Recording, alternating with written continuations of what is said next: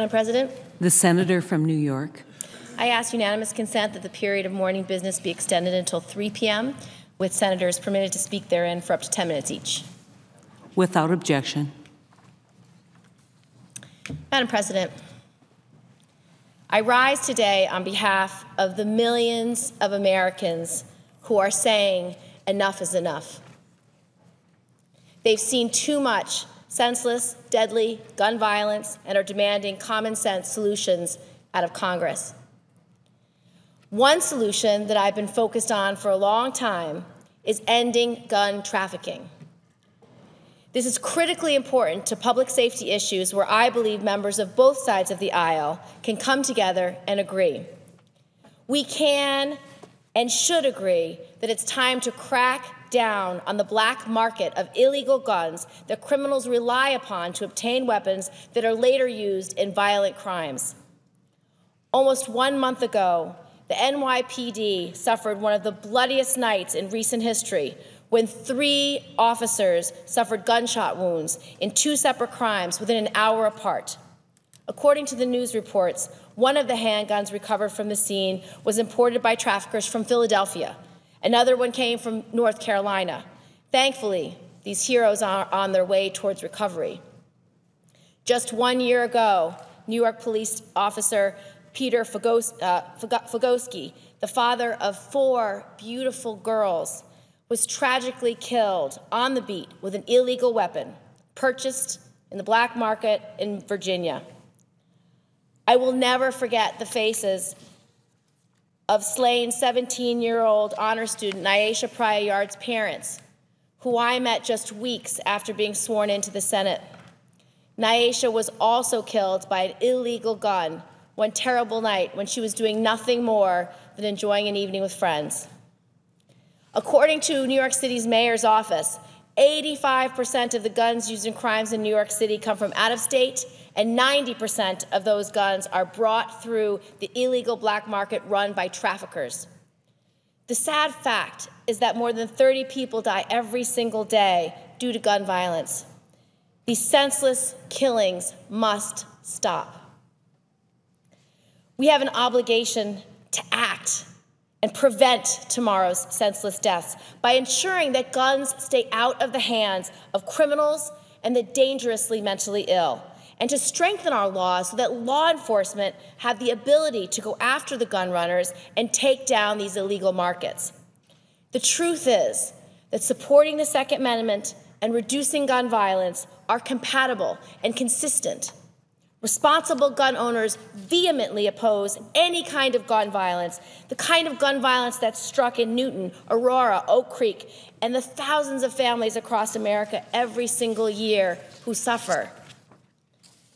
We should be able to find reasonable and common sense reforms that can preserve our rights, but also protect our families. Because keeping our children safe from the scourge of gun violence is not a Democratic or Republican principle. It's not pro-gun or anti-gun. This is an issue that all Americans can support. There's no political ideology that finds this cruel loss of life acceptable. I was incredibly pleased to see President Obama include, as part of his comprehensive plan to prevent gun violence, a bill that I first introduced in 2009 with Mayor Bloomberg and Commissioner Kelly called the Gun Trafficking Prevention Act, which would be the first federal law to define gun trafficking as a federal crime and prevent scores of illegal guns from being moved into the hands of criminals.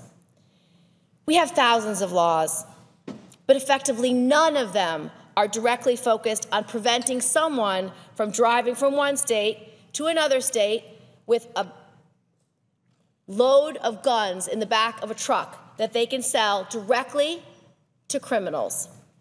It's shocking to me as a mother, it's shocking to me as a lawmaker, but this is something we can actually fix. Over the past 3 years, more than 33,000 guns used in violent crimes showed telltale signs of black market trafficking. 420,000 firearms were stolen, and thousands of guns with obliterated serial numbers were recovered by law enforcement. So while law enforcement is working overtime to track down illegal guns and apprehend those who trafficked these weapons, current law restricts their ability to investigate and prosecute these crimes. We can all agree this simply makes no sense and leaves all of our communities vulnerable. I am very proud to have worked with my colleague and friend, Senator Mark Kirk, to introduce a bipartisan bill today, Senate Bill 179. This bill takes on the problem of gun trafficking head-on. Our bipartisan bill would empower local, state, and federal law enforcement to investigate and prosecute gun traffickers, straw purchasers, and their entire criminal networks. Our bill does nothing to affect the constitutionally protected rights of responsible, law-abiding gun owners. By cracking down on illegal trafficking and their vast criminal networks, we can stop the flow of these illegal guns that are coming into our city neighborhoods and reduce the gun violence.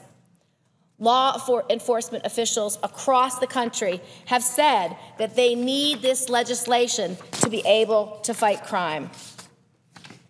I urge my colleagues to support this bill, and I urge passage of this common sense, nonpartisan, bipartisan piece of legislation.